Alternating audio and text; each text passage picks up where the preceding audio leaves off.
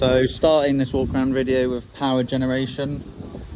This boy is going to have 15 solar panels, 6 of which are for the Met Office and 9 are for Trinity House. And the way we've labelled the 6 they've given us is 1, 2, Trinity House, Met Office 3, Met Office 4, Trinity House, Met Office 5, Met Office 6.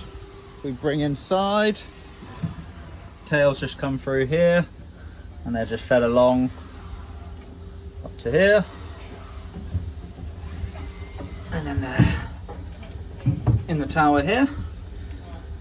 So you've got solar panels 1 to 6 pos, it's all black because it's American, and solar panels 1 to 6 in neg, it's all white because it's American, and it's labelled here 1, 2, 3, 4, 5, 6. So that's power generation. Now power retention. So we've got 2 batteries on this, 2 460 amp hour lithium batteries. So on this cable they've given us an extension lead to go from here to their battery box, which isn't installed yet. That's the extension cable there, which is just a lug nut, so it's just in and twist the collar. And then ours is the top batteries there. Bottom one's number 1, top one's number 2. So following this back here, cable number 1 is the positive one, cable number 2 is the negative one. So you've got 1 and 2, 1, 2, 1 and 2 pos, 1 and 2 neg here. So we've talked about power generation and retention, but what about the actual systems? So we've got the port side AMOS here, which is installed onto this backing plate. You've got the cables here going down. Obviously the SSDs haven't been installed yet. The motors is just tested in situ, so that hasn't been installed yet. All the cables are either run down here and across and cable tied, or they're run down and up here. What we found really useful for this is to drill a few more holes in the backing plate so we can get cable ties around here and here and here, and then the cable ties are just going out through here. One thing possibly to change in future is the length of the tails. As you can see, they're up here, just where they've ended up sitting, and they're probably a bit exposed like that. I'd rather have them come down here where they're a bit more secure, but ultimately it's an open-ended bladder, so I don't know how much better it would be. And that's the same on the starboard side. So again, you've got some cables going down here and up. You've also got some cables going down here and up and round and up. In terms of sensor mounting arrangements, we've got the Viz sensor here. This is the port side sensor, and we've mounted it on these spacers here, which is stainless steel bolt on an aluminium fixing. So we've used a combination of top hats, spacers, and the Duralac, which Trinity House used to like, which is quite good gear actually. We've cable tied up here, and then we've drilled and installed a clamp here, just to give it a bit more security. A point of note with the Viz sensor is there's no earthing point. So I wonder whether we should install a fuse into here, so if under fault conditions it doesn't bring down the whole system, but something to think about.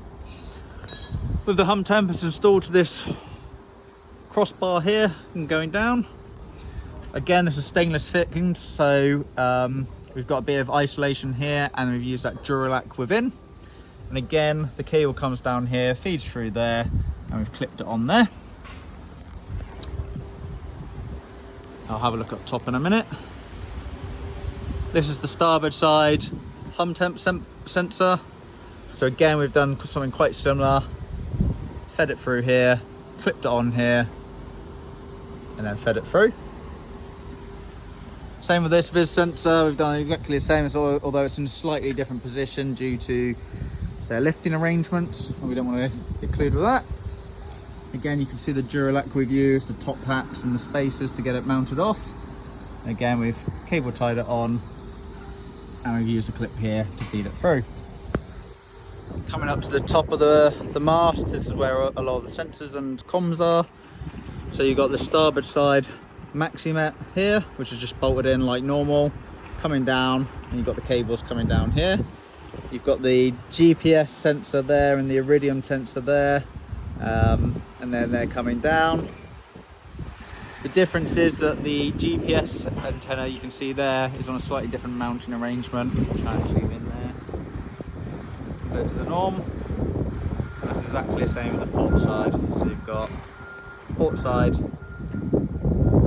iridium, GPS, Maximet.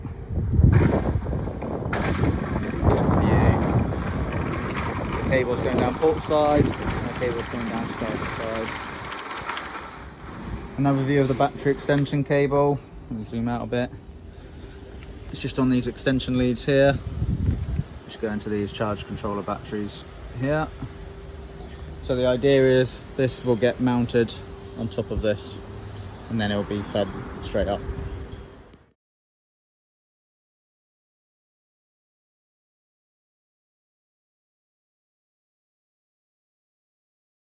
Okay, so we've amended the motor mount somewhat because we realised that when we were keen to remove it in a few years' time, it would be very difficult the way it was originally planned. So the amendments are, these bolts still go in from top down, and you've got a couple of washers and you've got a couple of nuts there. And what we've changed with this one is that the bolts are going up, they're threaded and nutted going upwards, and then they've had the caps removed. So that these are just a bolt to put on, and then this hole for this bit has been, we've made it much larger, so it's got an easier way. So the idea is you just put it on now. This is your retaining bit, that's your retaining bit. Same on this side. Then you just put your nuts, you put your bolts in here, put your bolts on there, and your bolts down there. Right, SM badges. SM badge on the port side is SM115011. The SM badge for the Maximet starboard side is SM115014. The SM badge for the starboard side pressure is SM116011. The SM badge for the port side pressure is, can't see. Yeah, SM115236. Moving outside. The SM for the port side viz sensor is SM089861. And the SM badge for the port side hum temp is SM117785. There's no SM badge on this starboard side hum temp, mate. It's on top. Is it? Yeah. Okay. The SM badge for the starboard side viz sensor is SM104529. Let's get it from the top. Oh yes. The SM badge for the starboard side hum temp is SM118059. Any other SM badges you want to capture, mate? Yeah, I've done both winds. That's the starboard side logger. Port side logger.